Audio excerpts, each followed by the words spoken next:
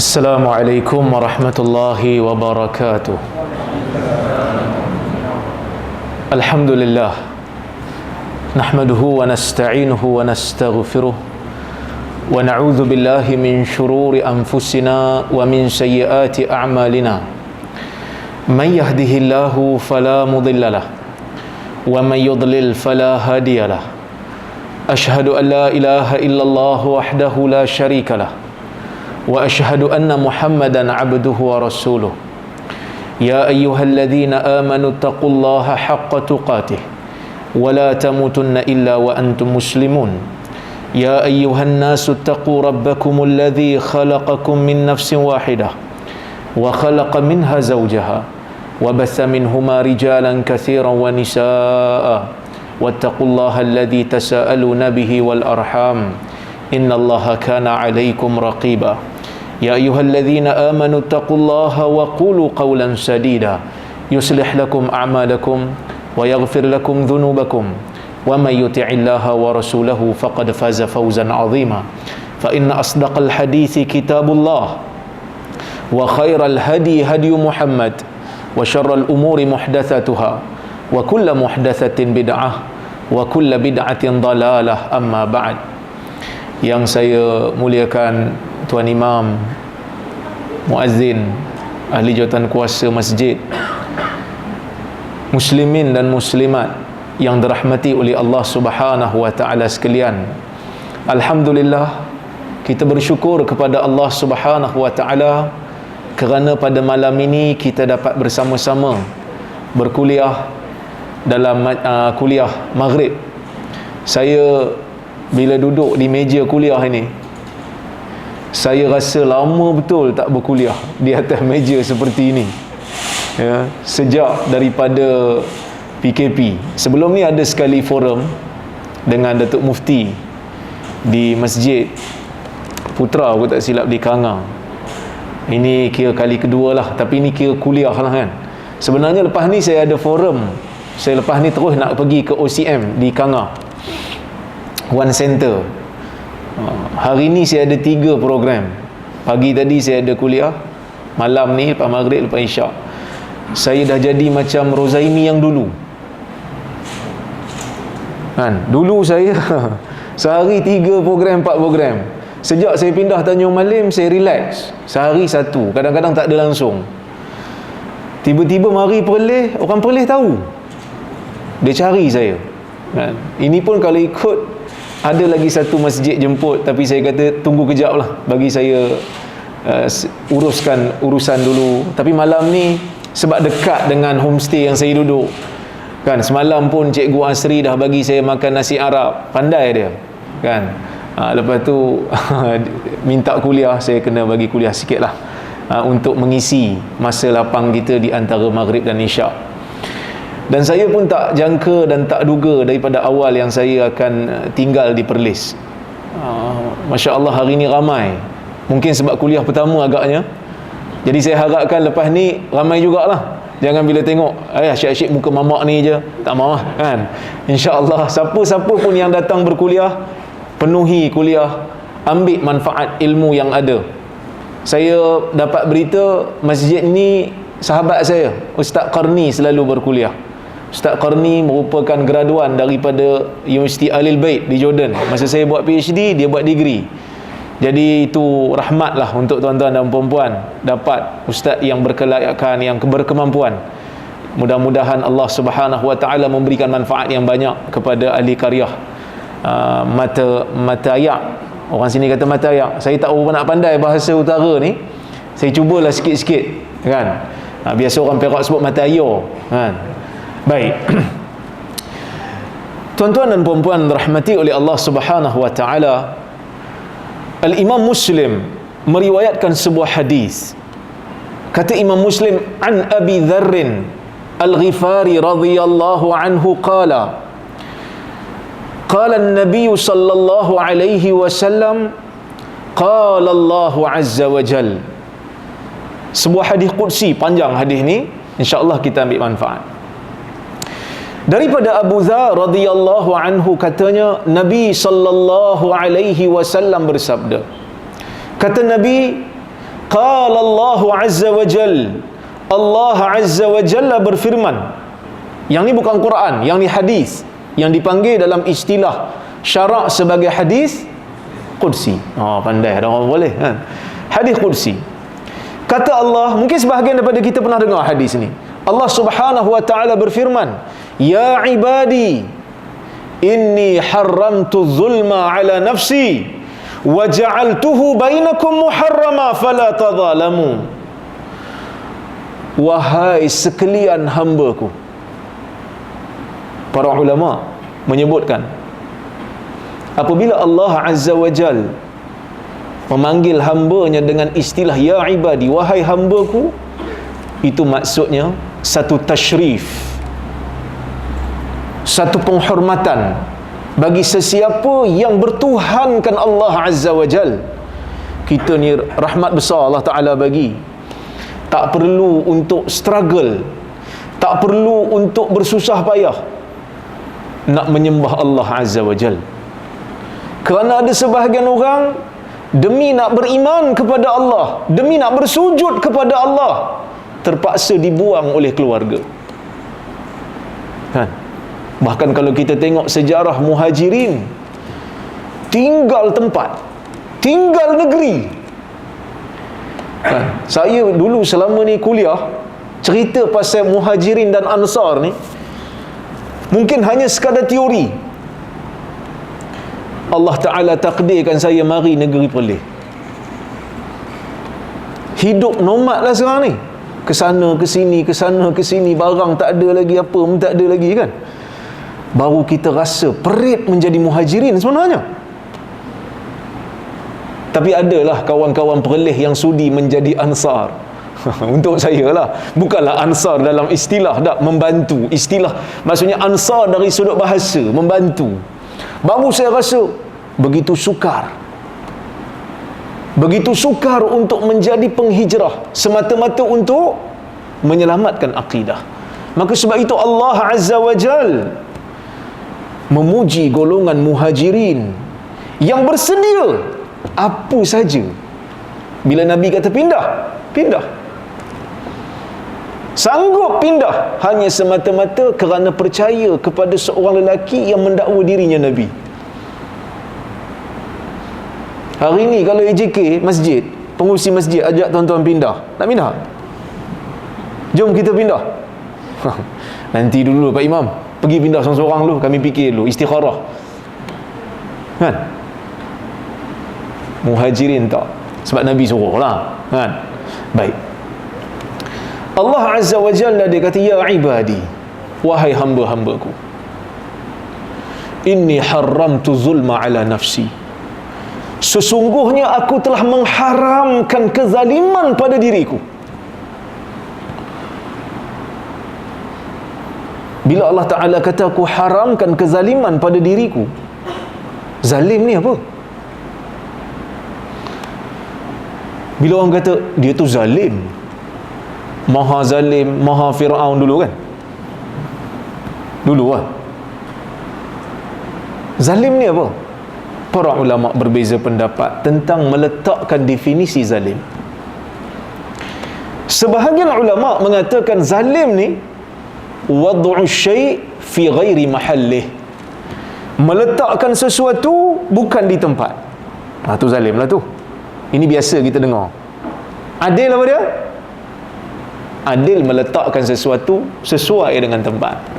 Itu adil. Kalau zalim, pergi letak tempat, pergi letak sesuatu bukan di tempat. Kan? Selipar letak dekat kaki, jangan letak atas kepala. Itulah lebih kurang kita nak faham tu. Kan? Baik. Itu satu takrifan. Satu lagi takrifan oleh ahli ilmu, mereka mengatakan zalim ni apa dia? Zalim ni at-tasarruf fi mulkil ghair, bertindak menggunakan sesuatu pada milik orang biduni izni, tanpa izin orang yang pemilik itu. Dan satu lagi zalim, pada definisi ahli ilmu, mukhalafatul amir alladhi yajibu ta'atuhu, ataupun dalam bahasa Melayunya, menyanggahi pemerintah yang wajib untuk ditaati. Itu ada 3 definisi. Oleh kerana itulah ulama berbeza pendapat tentang zalim pada zat Allah ni mustahil ataupun tidak. Mereka bersepakat mengatakan Allah tak zalim. Allah sekali-kali tak boleh zalim pada sesiapa. Allah Ta'ala tak zalim, tak nak berlaku zalim pada sesiapa. Hadis ni buktinya. Hadis ni buktinya. Allah Ta'ala kata, inni haramtu zulma ala nafsi, aku mengharamkan kezaliman pada diri aku. Tapi mungkin ke tak mungkin Allah Ta'ala ini berlaku zalim? Ulama berbeza pendapat. Ada yang kata boleh kalau Allah Ta'ala nak, tapi Allah Ta'ala tak mau. Tapi ada yang kata tak, mustahil. Sebab apa mereka berbeza pendapat? Sebab definisi ni. Definisi mana yang kita pegang? Sebab kalau kita pegang definisi yang kedua dan ketiga, memang Allah Ta'ala tak mungkin berlaku zalim lah. Sebab yang definisi kedua apa dia? Bertindak pada sesuatu tanpa izin, milik orang lain. Allah Ta'ala apa yang ada dalam dunia ni semua milik dia. Semua milik dia. Maka tak mungkinlah kalau kita pegang definisi ini, maka tak mungkin bagi Allah, mustahil bagi Allah untuk berlaku zalim. Kalau definisi yang ketiga pun sama juga. Kita kata menyanggahi ataupun lawan pemerintah yang wajib ditaati. Allah Ta'ala itu pemerintah, segala pemerintah. Mana ada yang Allah Ta'ala wajib taat selain daripada diri dia, selain daripada zat dia? Maka mustahil. Mustahil. Tapi kalau kita pegang definisi yang pertama tu, berkemungkinan, tapi Allah Ta'ala telah menafikan. Ini dari sudut orang kata apa? Perbahasan ajalah. Tapi mereka sepakat mengatakan Allah Azza wa Jal sekali-kali tidak berlaku zalim kepada hamba-Nya. Wa ja'altuhu bainakum muharrama fala tadhallamu. Allah Ta'ala kata, aku jadikan zalim ni juga sesama kamu haram, maka janganlah kamu saling zalim menzalimi. Fala tadhalamu, jangan kamu zalim menzalimi. Zalim pada manusia, zalim pada manusia ni ada beberapa kategori lah. Yang pertama, ataupun kita kata ada 2 lah kategori. Yang pertama, zalim manusia pada diri dia sendiri. Zalim manusia pada diri dia sendiri ada beberapa kategori juga. Antaranya apabila dia terlibat dengan syirik.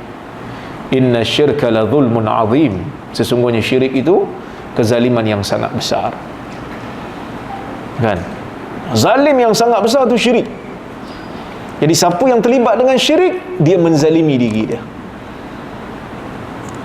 Kemudian zalim apabila dia terlibat dengan maksiat. Yang ketiga, zalim apabila dia terlibat dengan bid'ah. Ini 3 benda. Kebiasaannya manusia zalimi diri dia. Yang kedua, zalim pada orang lain. Zalim pada hartanya, zalim pada dirinya, zalim pada maruahnya. Yang ni dipanggil huququl ibad, hak hamba yang tidak boleh untuk diselesaikan, melainkan kita mesti minta halal pada orang tu.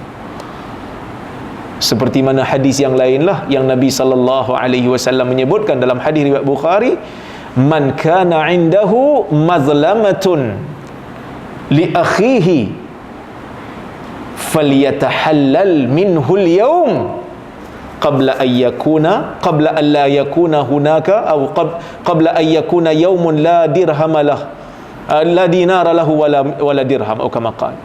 Nabi SAW menyebutkan, sesiapa yang ada lakukan kezaliman kepada saudaranya, maka hendaklah dia selesaikan segera. Falyatahallal minhu, selesaikan segera sebelum datangnya hari yang tidak ada dinar dan tidak ada dirham. Tidak ada duit nak diselesaikan.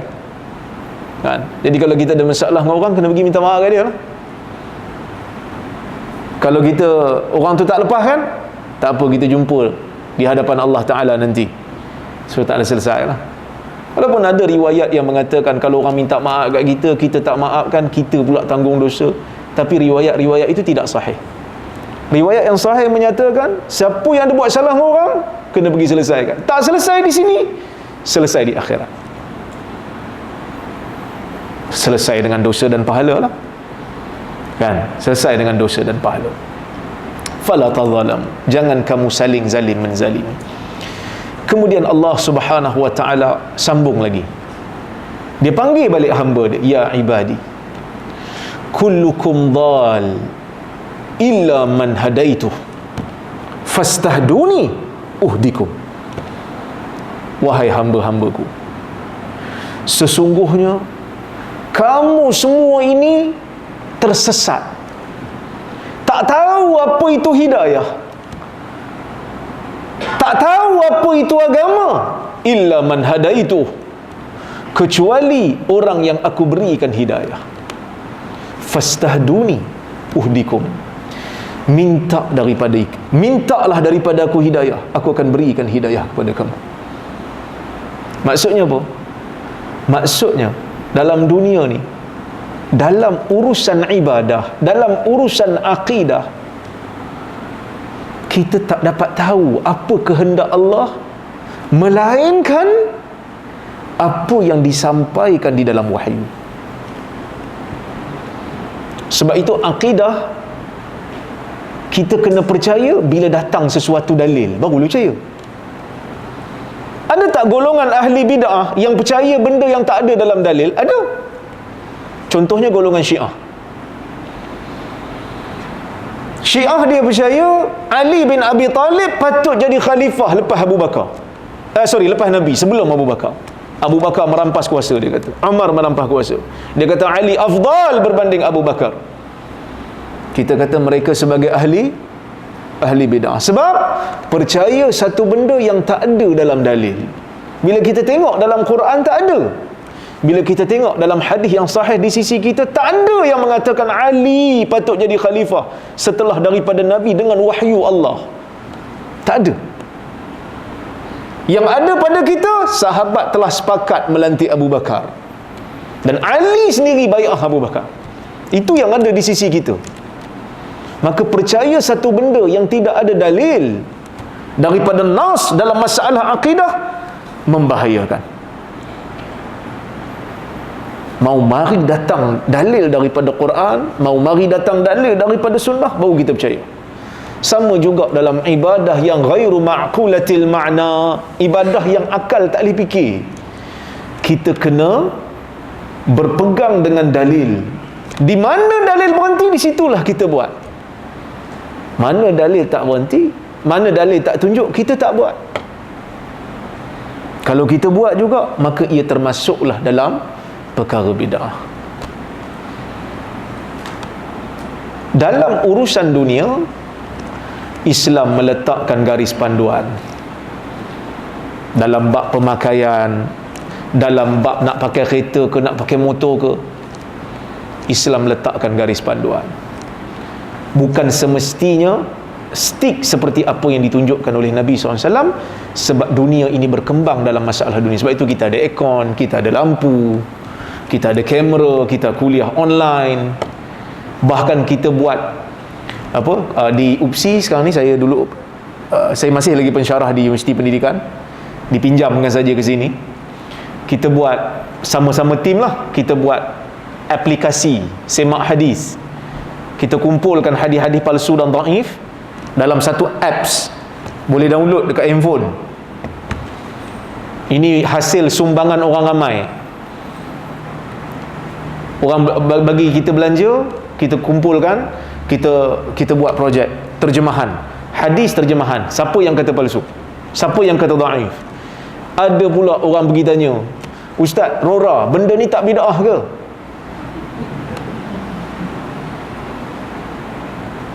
Kadang-kadang manusia ni kan, kebodohan dia luar jangka. Kita tak jangka sampai tahap tu bebalnya. Orang mari mengajar bab bid'ah, dia tak mau dengar. Lama-lama dia jadi bebal. Kita pun tak suka sebut bab bid'ah ni kalau Nabi tak sebut. Tapi sebab Nabi sebut, para ulama menulis. Abu Syamah menulis, Asy-Syatibi menulis, ramai para ulama menulis. Ada satu kitab yang disandarkan kepada Imam Suyuti juga menceritakan bab bid'ah. Jadi sebab itulah para ulama zaman berzaman cerita bab bid'ah. Tapi ada tak benda yang dipanggil sebagai bukan bid'ah? Ya, dalam urusan dunia. Nak menyampaikan sesuatu, ia hanya satu wasilah, bukan matlamat. Dia bukan satu ibadah yang tak dapat difikirkan oleh akal.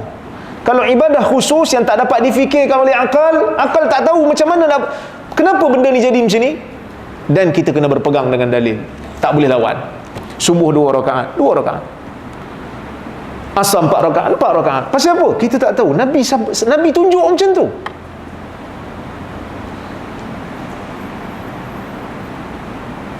Maka Allah Subhanahu wa ta'ala menjelaskan di dalam hadis ni, setiap daripada kita tak boleh nak reka ibadat sendiri, kerana setiap daripada kita dituntut untuk minta hidayah daripada Allah. Maka Allah Azza wa Jal menurunkan nabinya. Allah Subhanahu wa ta'ala menghantar setiap zaman para anbiya, para rasul, untuk mengajar kepada manusia apakah itu agama.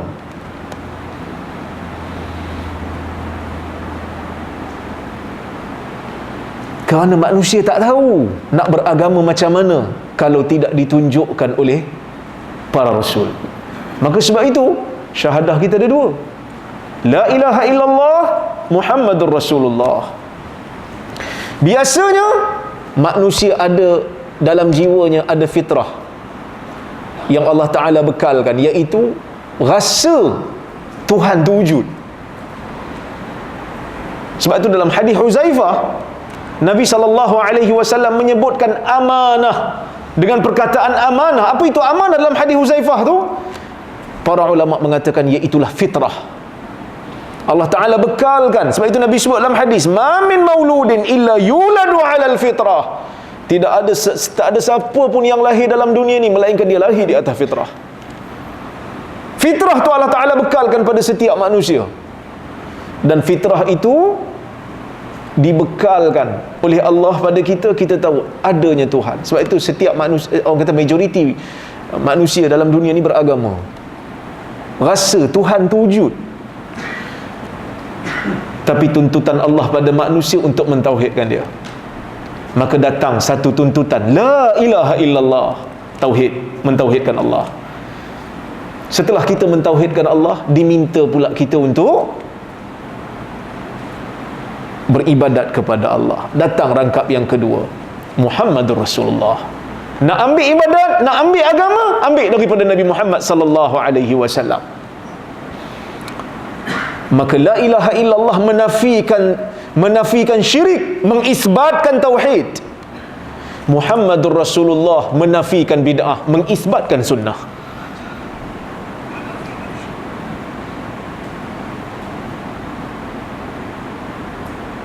Minta daripada aku hidayah, kata Allah, aku akan beri. Kerana hidayah ni manusia perlu berusaha. Manusia perlu beramal. Manusia perlu cari. Allah Ta'ala kata, minta daripada aku beri. Tapi ada orang yang tak mau. Ada orang yang berpaling. Dalam sejarah Islam, Nabi SAW berusaha semampu mungkin. Datang pada dia Ibn Ummi Maktum, tanya dia. Nabi SAW berpaling, bermasam muka dan berpaling. Sebab apa?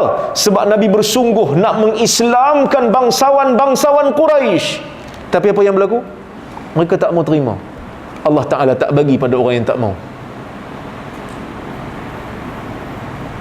Allah Ta'ala tak bagi pada orang yang tak mau kepada hidayah. Yang ni kita kena tahu. Tapi Ustaz, dalam hadis bukankah Nabi kata dalam janin lagi Allah Ta'ala dah suruh malaikat tulis 4 benda? Summa yursalu ilaihil malak fayanfukhu fihi ruh wa yu'maru bi arba'i kalimat. Bila sampai cukup umur janin dalam perut ibu dia, dalam rahim ibu dia, Allah Ta'ala hantar malaikat dan disuruh untuk tulis 4 benda. Bikatbi rizqihi wa ajalihi wa amalihi wa syaqi aw sa'id. Disuruh tulis ajalnya bila, disuruh tulis amalannya macam mana, disuruh tulis rezekinya banyak mana, dia ni bahagia ke dia sengsara, ahli syurga ke ahli neraka. Maksudnya sebelum kita lahir Tuhan dah tahu dah. Kita kata betul. Tetapi pengetahuan Tuhan terhadap sesuatu yang bakal berlaku tak bermakna Tuhan tak berikan kita pilihan. Dalam beramal ini, dalam bertindak, dalam dunia ini, Allah Ta'ala berikan kita pilihan.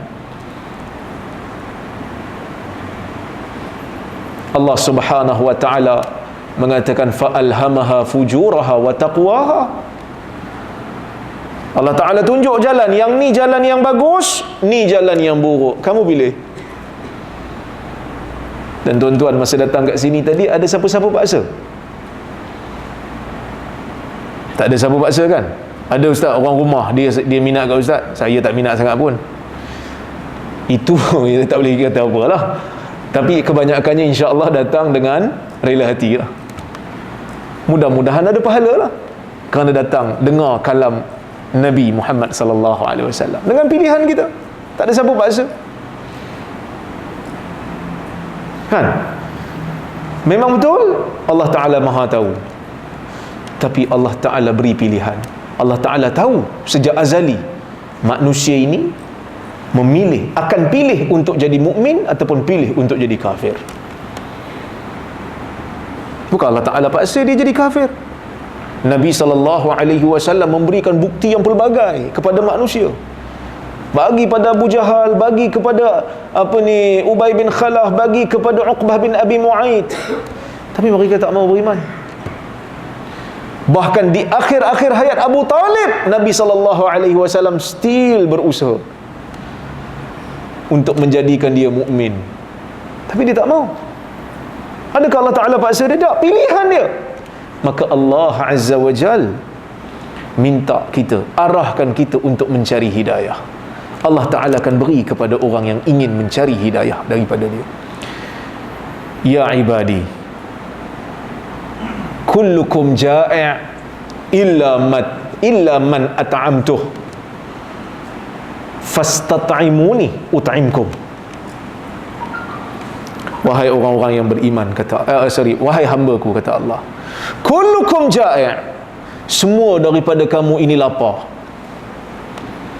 illa man at'amtuh, kecuali orang yang aku berikan makan kepada dia.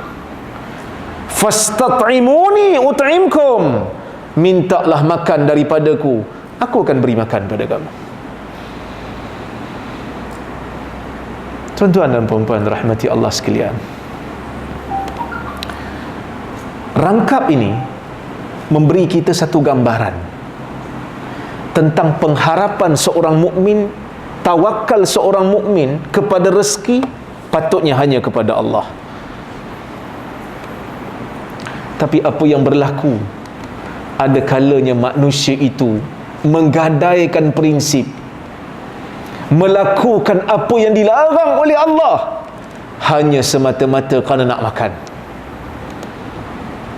Kita melihat kerosakan demi kerosakan, korupsi demi korupsi berlaku dalam kerajaan orang Islam. Sebab apa? Sebab nak makan.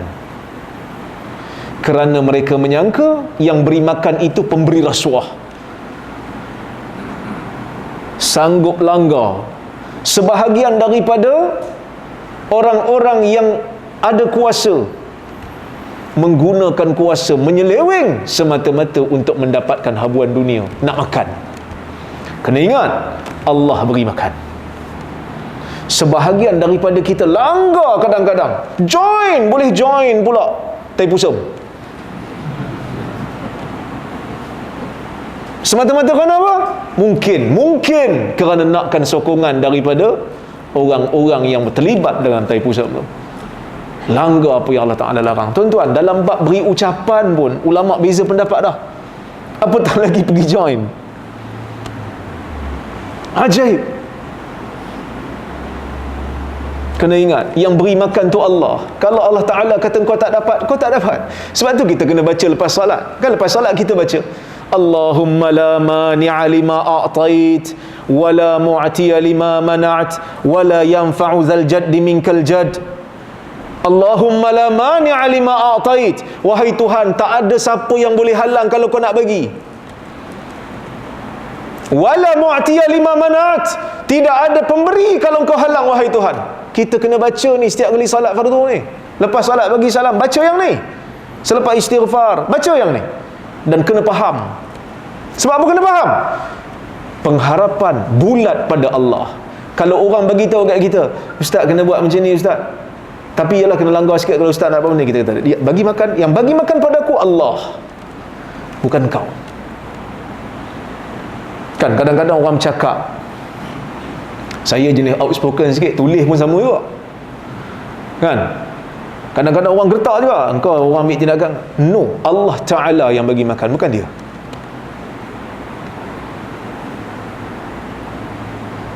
Digertak sebahagian daripada sahabat-sahabat kita untuk dibuang kerja hanya semata-mata bercakap benda yang betul, hanya semata-mata menegur tokoh-tokoh ilmuwan yang lebih glamour daripada dia dalam kesalahan yang jelas salah. Kita bagi tahu kat dia, kullukum ja'i'. Allah Ta'ala pesan, semua di kalangan kamu itu lapar kecuali orang yang aku beri makan. Engkau yang nak guna kuasa ni, satu hari Allah Ta'ala tarik kuasa yang ada pada engkau juga akan berlapar.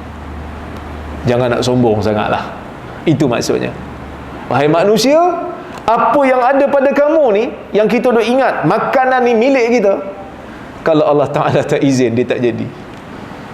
Saya pernah cerita kat tuan-tuan kan, saya pergi Sabah dulu. Saya ingat 4 tahun sudah, kalau tak silap. Saya pergi Sabah. Pergi Sabah kan seafood banyak kan. Kebetulan sahabat saya, dia tahu saya ada kat Sabah, dia pun ada. Dia kata, ustaz mari saya belanja makan. Pergilah makan. Udang musuh lengan tu. Makan punya makan betul dengan lobster. Dia belanja sungguh. Saya tak tahulah berapa ribu dia habis malam tu. Dia belanja kami ramai ni. Saya makan sungguh. Balik-balik tu, ingat nak tidur kan, tak jadi tidur tuan-tuan. Muntah. Muntah. Keluar balik. Bila muntah tu tengok lobster.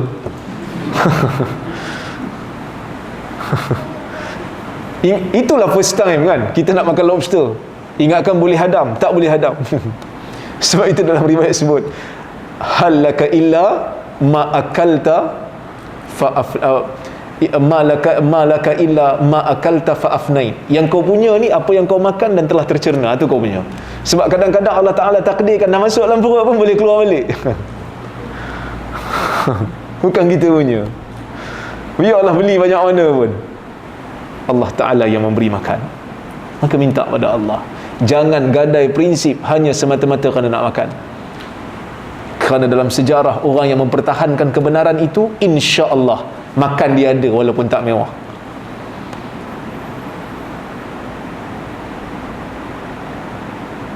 Ya ibadi, Allah Ta'ala kata, kullukum 'ar illa man kasautuh fastaksuni aksukum. Wahai hamba-hambaku, setiap daripada kamu ni tak ada pakaian, lahir semua dalam keadaan bogel belaka. Ke tuan-tuan lahir pakai suit, keluar dah siap pakai suit dengan tie? Tak ada. Semua lahir tak ada pakaian. Illa man kasautuh, kecuali orang yang aku berikan pakaian. Minta daripada aku pakaian, aku akan beri. Kenapa Allah Ta'ala sebut benda-benda ni? Allah Ta'ala nak bagi tahu kat kita, kamu ni tak ada apa. Wahai hambaku, kamu ni tak ada apa pun. Kalau aku tak beri, kamu tak dapat apa pun. Kamu lahir dalam dunia, apa modal pun kamu tak bayar. Kamu lahir dalam dunia, rahim mak kamu pun kamu tak pernah tanya, mak berapa sewa? Kita duduk homestay 1 malam, kena bayar tak? Kena bayar. Tapi pernah tanya pada mak, rahim berapa satu malam? 9 bulan duduk ni. Tak pernah tanya. Mak pun tak pernah terfikir nak minta. Mungkin saya terbagi idea pula pada mak-mak. Lepas ni mak telefon anak, bila nak bayar sewa rahim?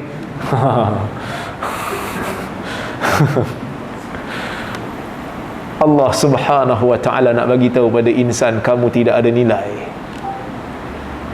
Kemudian Allah Ta'ala sebut, ya ibadi, innakum tukhti'una bil-laili wan-nahar wa ana aghfiru dhunuba jami'a fastaghfiruni aghfir lakum.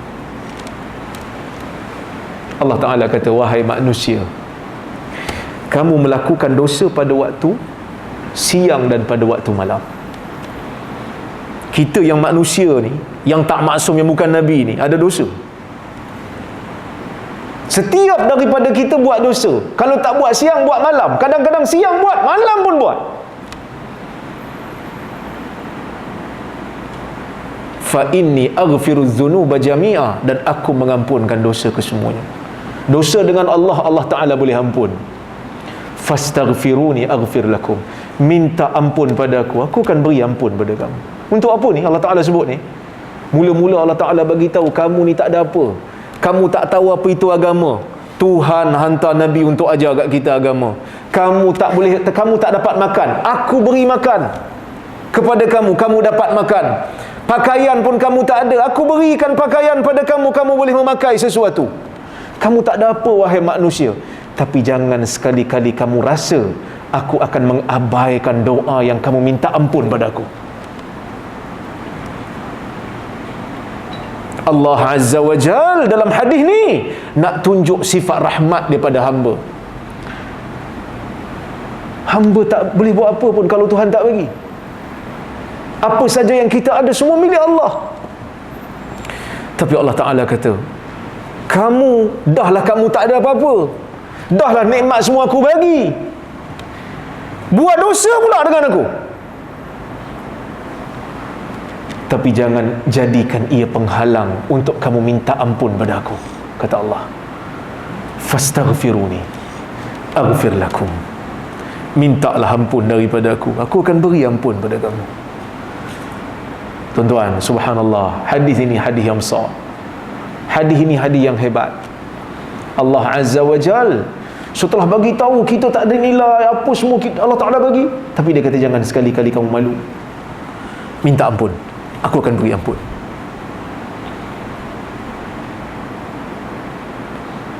Bila Allah Ta'ala suruh minta ampun, Allah Ta'ala akan beri pengampunan. Allah Ta'ala sambung lagi, ya ibadi, wahai hambaku. Allah Ta'ala kata, innakum lan tablughu durri fatadurruni walan tablughu naf'i fatanfa'uni.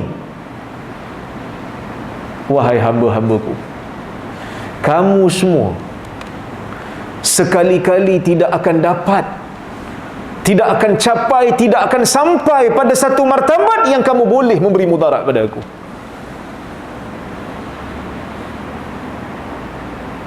Dan kamu sekali-kali tidak akan sampai pada satu martabat untuk beri manfaat pada aku. Allah Ta'ala nak nafikan sangkaan. Sebab kita tadi, kita baca Allah Ta'ala kata kamu tak ada apa, kamu manusia, human is nothing pada pandangan Tuhan. Tak ada apa, kita tak ada apa. Allah Ta'ala bagi semua. Tapi Allah Ta'ala kata minta ampun. Mungkin ada satu sangkaan, kita yang tak ada apa-apa ni, Allah Ta'ala minta ampun, Allah Ta'ala suruh kita minta ampun kat dia, ada apa-apa ke? Tuhan kata tak. Aku suruh minta ampun pada aku bukan kerana kamu dapat memberi manfaat pada aku, bukan juga kamu dapat memberi mudarat pada aku. Yang aku suruh minta ampun ni bukan sebab aku dapat manfaat apa pun daripada minta ampun kamu tu. Istighfar kamu ataupun kamu tidak beristighfar tidak memberi apa-apa masalah pun pada aku, kata Allah. Jangan sekali-kali kamu sangka bila aku suruh minta ampun aku akan dapat manfaat sesuatu. Tak ada. Ya ibadi, Tuhan sambung lagi nak bagi kita faham betul. Ya ibadi, law anna awwalakum wa akhirakum wa insakum wa jinnakum kanu ala atqa qalbi rajulin wahidin minkum ma zada fi mulki syai'a. Wahai hambaku, kata Allah, kalaulah makhluk yang paling awal di kalangan kamu dan yang terakhir di kalangan kamu, wa insakum, manusia kamu, wa jinnakum, dan jin kamu, kanu ala atqa qalbi rajulin wahidin minkum, semua makhluk yang ada daripada awal sampai ke akhir, daripada manusia sampai ke jin, mereka menjadi manusia yang paling bertakwa padaku. Maksudnya kalau Allah Ta'ala nak sebut, kalaulah yang manusia yang paling awal, jin yang paling awal, sehinggalah manusia yang paling akhir dan jin yang paling akhir, kalau mereka ni semua menjadi orang yang paling bertakwa belaka, semua satu level je takwa dia, paling bertakwa, semua jadi takwa, tak ada orang jahat, mazada fi mulki syai'a, tak bertambah pun pada kerajaanku, kata Allah. Kerana Allah Ta'ala tak perlukan pun ibadat kita. Allah Ta'ala itu Al-Ghani. Allah Ta'ala tu maha kaya. Allah Ta'ala tak perlukan kita pun. Ya ibadi, law anna awwalakum wa akhirakum wa insakum wa jinnakum ala afjari qalbi rajulin wahidin minkum ma naqasa min mulki syai'a. Wahai hambaku, kalaulah yang paling awal di kalangan kamu sehingga yang paling akhir, manusia kamu dan jin kamu, menjadi orang yang paling jahat sekali, kalau semua manusia dan jin daripada awal sampai akhir jadi makhluk yang paling jahat, tak ada orang baik langsung dalam dunia ni. Ni Allah Ta'ala bagi satu, orang kata apa, satu hipotesis. Apa hipotesis dalam bahasa Melayu? Kebarangkalian lah. Kalau semua jadi jahat belaka, paling jahat belaka, Pak Imam jahat, Tok Bilal jahat, semua jahat lah, ustaz pun jahat, mana qasa min mulki syai'a, tak berkurang apa pun pada kerajaanku, satu pun tak berkurang. Ya ibadi, innama hiya a'malukum uhsiha lakum thumma uwaffikum iyyaha faman wajada khairan falyahmadillah wa man wajada ghaira dhalika fala yalumanna illa nafsah.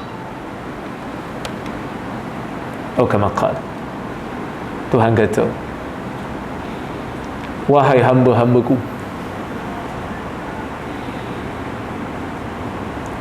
ini semua adalah amalan kamu yang aku rakamkan untuk kamu. Dah azan? 2 minit lagi? Kau dah azan? Belum lagi. Ini semua amalan-amalan kamu yang aku rakamkan untuk kamu, yang malaikat aku tulis untuk kamu. Allah Ta'ala hantar malaikat kepada kita untuk tulis semua. Summa uwaffikum iyyaha, kemudian aku akan beri ganjaran yang setimpal terhadap amalan yang kamu lakukan. Faman wajada khairan falyahmadillah. Allah Ta'ala kata, sesiapa yang mendapati amalan-amalan dalam dunia itu, bila dia sampai ke akhirat, dia nampak amalan dunia dia baik, falyahmadillah, puji Allah. Wa man wajada ghaira dhalik, sesiapa yang pergi ke negeri akhirat, dia dapati amalan dia selain daripada yang baik, maksudnya apa? Yang buruklah, yang jahat, fala yalumanna illa nafsah, jangan cela melainkan hanyalah dirinya. Ni Allah Ta'ala sebut ni, bila kita pergi ke negeri akhirat nanti, semua amalan kita akan dibentangkan. Kan dulu kita pernah dengar satu hadis.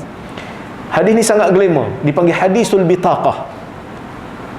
Hadis riwayat Tirmizi. yang Nabi SAW sebut, innallaha sayukhallisu rajulan min ummati ala ru'usil khalaiq yaumal qiyamah fayanshuru alaihi 99 sijilla. Kita akan sambung kemudian insya-Allah. Kita bagi laluan pada azan dulu.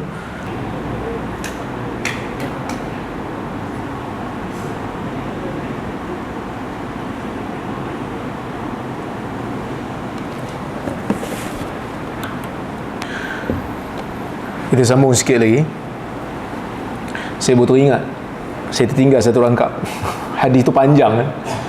Jadi Allah Ta'ala sebut, bila Allah Ta'ala kata, siapa yang, kalau semua menjadi jahat, paling jahat, tak berkurang pun pada kerajaanku. Kemudian Allah Ta'ala kata, ya ibadi, wahai hambaku, lau anna awwalakum wa akhirakum wa insakum wa jinnakum qamu fi sa'idin wahid fasa'aluni fa'ataitu kulla wahidin minhum mas'alata ma yanqusu dhalika ma naqasa dhalika mimma indi illa kama yanqusul mikhyat idza udkhilal bahar. Allah Ta'ala kata, kalau semua makhluk duk minta, manusia, jin, semua pakat minta pada Allah, berada di satu tempat semua minta serentak. Sekarang langgar SOP pula kan. Okey, semua minta serentak. Allah Ta'ala, kemudian Allah Ta'ala kata, lalu aku bagi semua apa yang mereka minta. Dia orang minta pada Allah satu tempat serentak, Allah Ta'ala boleh bagi semua serentak. Ma naqasa dhalika mimma indi. Tuhan kata, tak berkurang pun apa yang ada di sisiku, melainkan seperti mana kurangnya air laut bila dimasukkan jarum dan dikeluarkan semula. Tahu jarum benang tu, bila kita, kan jarum benang kan ada tempat masuk benang tu kan, bila kita masuk dalam laut, kita keluarkan balik, berkurang tak air laut? Berkurang sikit tapi tak nampak lah. Sebab dia terlekat lah kat jarum tu, tapi tak nampak berkurangnya. Begitulah apa yang ada di sisi Allah, dia beri pada kita, tapi di sisi dia tak berkurang pun, tak nampak berkurang pun. Kemudian baru Allah Ta'ala kata, wahai hambaku, inilah amalan yang aku rakamkan untuk kamu. Uhsiha lakum, aku rakamkan, aku suruh malaikat rakamkan. Seperti mana hadis bitaqah yang saya bacakan sebahagian tadi. Sebahagian Allah Ta'ala ambil satu orang lelaki daripada kalangan umat, diletakkan di hadapan semua makhluk, dibentangkan 99 buku besar catatan jahat dia. Kullu sijillin mithlu maddil basar, setiap catatan tu luah di seluah mata memandang. 99 buah. Tuhan rakam semua, bagi semua, tengok. Lepas tu Tuhan tanya kat dia, atunkiru min hadha syai'a, ada apa-apa nak bantah tak? Tuhan tak tahu ke sampai nak tanya kat dia?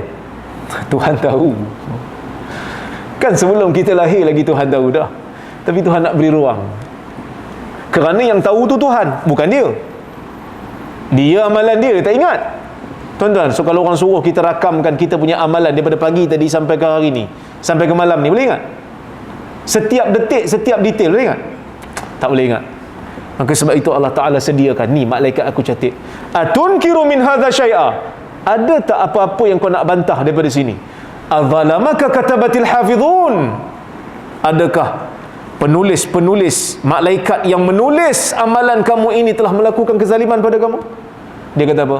La ya Rab, tak ada. Maka Allah Ta'ala akan rakamkan. Tiba-tiba Allah Ta'ala kata, man wajada khairan falyahmadillah, siapa yang dapati amalan dia itu banyak kebaikan, maka puji Allah. Kenapa kena puji Allah? Patut kena puji diri sendirilah, sebab kita yang beramal saleh. Tak, kena puji Allah. Allah Ta'ala kata, ni melompat semua ni, lain macam semangat hari ni. Kenapa kena puji Allah? Ya, kena puji Allah. Sebab pertama tadi Allah Ta'ala sebut awal-awal tadi, yang ajar agama pada kamu, yang hantar Rasul pada kamu Allah. Yang kita boleh salat, yang kita boleh beriman, yang kita boleh berpuasa, Allah yang ajar. Melalui siapa? Melalui Rasulnya. Kena puji Allah. Kalau Allah Ta'ala tak ajar, kita pun tak tahu. Itu pertama. Yang kedua, setiap amalan yang kita lakukan ini, yang kita dok salat ni, Allah Ta'ala akan gandakan amalan itu sekurang-kurangnya 10 pahala. Al-hasanatu bi'ashri amsalihha ila 700 dhi'fin ila adhafin kathira. Dalam hadis yang lain, Allah Ta'ala kata, setiap kebaikan akan diganda 10. 10 mungkin diganda ke 700, mungkin ganda lebih lagi, berdasarkan kualiti keikhlasan, kualiti khusyuk. Allah Ta'ala akan berikan gandaan. Dalam hadis Ibnu Abbas, Allah Ta'ala sebut, siapa yang buat kejahatan, man hamma bi sayyi'atin fa'amilaha katabaha Allahu 'indahu sayyi'atan wahidah. Tapi kalau siapa-siapa yang buat jahat, dia niat nak buat benda jahat, dia buat benda jahat, yang jahat ni berganda tak? Katabaha Allahu 'indahu sayyi'atan wahidah. Allah Ta'ala tulis satu je kejahatan, dia tak ganda. Besar kebaikan Allah Ta'ala bagi kat kita ni. Kebaikan yang kita niat nak buat, kita buat, Allah Ta'ala akan bagi pahala ganda 10 at least. Kalau niat nak buat benda baik, tak jadi buat, pun dapat satu pahala. Niat nak buat benda jahat, tak jadi buat sebab takut, sebab takwa, sebab kata ish tak bagus lah, Allah Ta'ala murka benda ni, pun dapat satu pahala. Batalkan niat jahat sebab takwa, pun dapat pahala. Maka sebab tu kena puji Allah, sebab pintu kebaikan tu terlalu banyak. Tu yang kedua. Yang ketiga, dengan amalan itu Allah Ta'ala bukan hanya berikan pahala, tetapi menyucikan dosa-dosa kecil yang kita buat sebelum ni.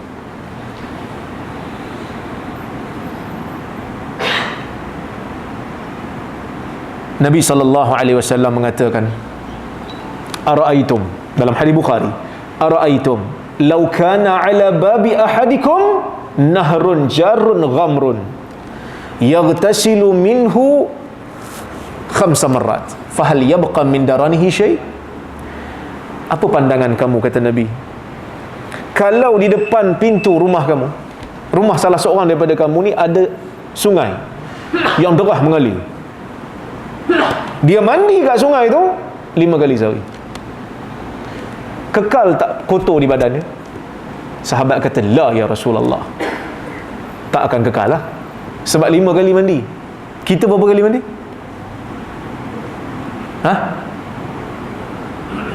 Orang boleh 2 kali kan, ke 3 kali, ke 5 kali juga. 5 kali itu bukan sahaja mandi tu sahaja aku mandi. Jadi bila sahabat kata tak kekal lah, 5 kali mandi ni kira bersih sungguh. Nabi kata, zalika masalus salawatil khams, itulah perumpamaan salat 5 waktu. Dia menyucikan dosa yang sebelum. Dosa-dosa kecil lah, dosa besar kena taubat, dosa dengan orang kena minta maaf. Ni dosa-dosa kecil yang kita buat dengan Allah Azza wa Jal, yang kita buat berkaitan dengan hak Allah Azza wa Jal, dosa diampunkan. Itu yang ketiga. Yang keempat,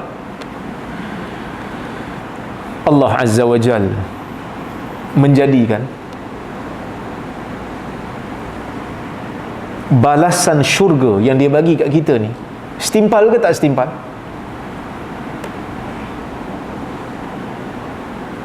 Nak jawab pun takut kan. Nak jawab setimpal sekarang rasa macam tak betul, nak kata tak setimpal sekarang rasa berdosa pula. Tak setimpal dengan amalan kita pun, kerana amalan kita lebih kecil daripada nikmat syurga tu. Kan dalam hadis Nabi kata, mawdi'u sautin fil jannah khairum minad dunya wa ma fiha. Satu kawasan dalam syurga yang besar cemeti yang dilipat-lipat, cemeti tahu cemeti yang rotan orang tu, satu kawasan tu dalam syurga lebih baik daripada dunia dan seisi. Sebab apa? Sebab syurga ni dia punya nikmat tu tak putus, amalan kita putus. Kalau kita buat calculation lah, kalau kita buat kira-kira ibadat kita sehari dengan tidur sehari, mana lagi lama? Tidur lah. Saya pun sama. Jangan malu nak jawab, kita manusia kan. Tidur lagi lama. Sembang, makan sambil sembang dengan ibadat, mana lagi lama? Sembang sampai bini balik, dia kata pantang mundur kecuali bini call. Bini call bawa balik. Tapi bila kita minta ke Allah, ya Allah aku nak syurga, malu tak? Patutnya malu, tapi tak malu sebab kita tahu Allah Ta'ala tu Maha Pengampun, Allah Ta'ala tu Maha Pemurah. Minta syurga ke Allah, tapi ibadat Allahu Akbar sikit sangat. Tapi nak minta syurga, nak minta syurga masuk setengah jam ke? Nak minta masuk selama-lamanya tu. Solat kadang-kadang imam baca panjang sikit dah komplain lah kan? Malu tak? Malu. Tapi sebab tu bila dapat kebaikan dekat akhirat tu, nanti tengok banyak baik, kena puji Allah, kerana Allah telah menggandakan dan memperbanyakkan ruang untuk kita buat kebaikan ni. Dan kalau ada dosa, kita bertaubat dengan taubat yang nasuha, Allah Ta'ala akan padam dosa tu. Nampak? Punya besar rahmat Allah. Sebab tu kena puji Allah. Wa man wajada ghaira zalik, siapa yang pergi ke akhirat nampak banyak belah jahat, fala yalumanna illa nafsah, kata Allah, kamu jangan cela melainkan diri kamu. Pasal apa? Punya banyak pintu kebaikan yang Tuhan bagi, kamu masih lagi pilih untuk jadi jahat. Kamu kena cela diri kamu lah. Sesuatu yang berganda yang Tuhan bagi, tak boleh nak lawan dengan sesuatu yang tak berganda. Maksudnya memang jahat betul lah. Layaklah dia cela diri dia sendiri. Teruknya aku ni, dengan banyaknya kebaikan, dengan banyaknya jalan yang Allah Ta'ala beri untuk aku dapat pahala, tapi aku masih pilih untuk melakukan dosa. Dan dosa tu pula lebih banyak daripada sesuatu yang berganda. Memang kita kena cela diri sendiri. Sebab itu tuan-tuan dan puan-puan rahmati Allah sekalian, hadis ni memberikan kita sedikit keinsafan pada diri sendiri, supaya kena sentiasa bergantung dan berharap kepada Allah, supaya Allah Azza wa Jalla sentiasa bimbing diri kita, menjadikan jiwa kita ni sentiasa memikirkan bagaimana nak buat kebaikan. Tak payah duk fikirlah nak buat kejahatan ni. Sebab kadang-kadang ada manusia, saya bukan nak kata apa, bukan sekali orang kata saya koyak pula, dah. Ini sebagai nasihat. Kadang-kadang ada manusia masuk kuliah saya yang online ni maki-maki. Punya banyak jalan kebaikan lain, dia pilih untuk maki saya. Get a life. Carilah ruang kebaikan. Kalau tak nak dengar kita pun tak apa. Orang lain ramai lagi nak dengar, dengar yang lain. Jangan buat kejahatan, kerana Islam tidak memerlukan kejahatan. Islam tidak naik dan tidak kukuh dengan kejahatan manusia. Dan macam-macam lah, kadang-kadang orang pun tunjuk kat saya, ada juga yang tunjuk, duk panggil macam-macam kat saya, benda-benda yang di luar daripada akhlak Islam. Kadang-kadang saya pun heran, siapa guru agama dia ni? Dia rasa dia beragama, tapi dia maki orang, dia carut orang. Kadang-kadang kita pun rasa ini bukan agama yang sebenarnya. Dia silap memilih guru barangkali. Tuan-tuan pun sama juga kan? Kalau dengar kuliah daripada saya, rasa betul, ambil lah. Kalau rasa tak betul, kita berbeza pendapat. Tapi kalau rasa betul ceramah saya, tak setuju dengan ustaz lain, jangan maki dia. Bagi tahu benda yang betul. Tak perlu maki dia dengan perkataan-perkataan yang kesat. Islam tak perlu benda ni. Nabi SAW bukan fahash. Nabi bukan orang yang suka mencela, bukan suka mencarut. Bukan Nabi tu. Nabi adalah seorang yang berkata dengan perkataan yang baik. Falyaqul khairan aw liyasmut. Nak cakap, pasti cakap benda baik. Auliyasmut, kalau rasa tak mampu nak cakap benda baik, dalam keadaan tertekan, ini kalau aku sebut karang ni mesti keluar carut punya lah, ni kalau aku sebut ni karang ni mesti keluar binatang-binatang juga ni. Diam, tahan diri, diam. Kalau tengah berdiri duduk, kalau duduk pun tak okey lagi, miring kan. Kadang-kadang dalam pejabat kan, dengan marah dengan staf, nak cakap benda baik, tak boleh cakap benda baik, perlu dimarah, perlu dimaki. Diam, duduk. Kalau duduk pun tak okey, baring mengiring. Kalau staf tengok bos tengah balik baring mengiring tu, tahulah tu bos tengah marah, jom keluar. Wallahu ta'ala a'lamu bisawab. Itulah lebih kurang yang saya boleh sampaikan. Saya pun tak ada lama ni, sebab nak pergi ke OCM pula. InsyaAllah kita jumpa lain kali. Ada soalan tak? Tak ada soalan? Alhamdulillah tak ada soalan. Kita berhenti di sini dulu. Saya mohon maaf kalau terkasar bahasa, tersilap kata. Terima kasih pada Masjid Asy-Syakirin di Oran ini. Kita berjumpa di lain kali insya-Allah. Aqulu qawli hadza wa astaghfirullahal azim li wa lakum. Wassalamualaikum warahmatullahi wabarakatuh.